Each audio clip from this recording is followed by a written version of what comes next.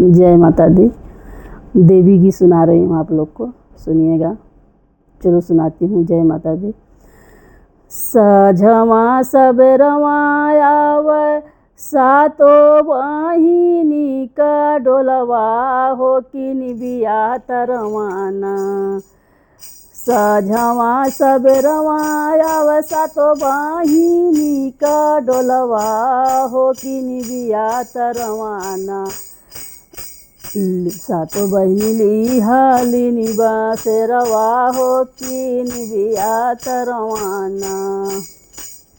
सातो बहिनी लिहाली निबास रवा हो कि निबिया तरवाना।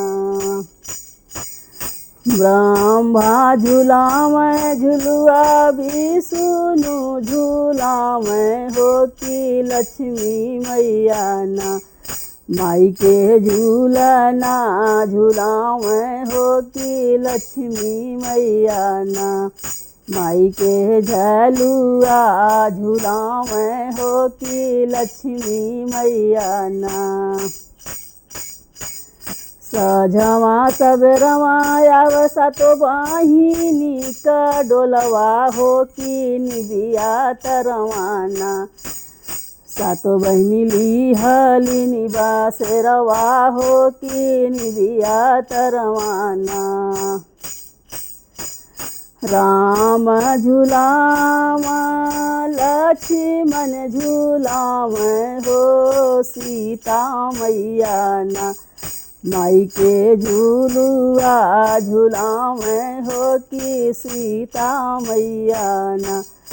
माई के झूलाना माँ झूलावे हो कि सीता मैया ना। सझवा सब रवायाव सातो बहिनी का डोलवा हो कि निबिया तरवाना।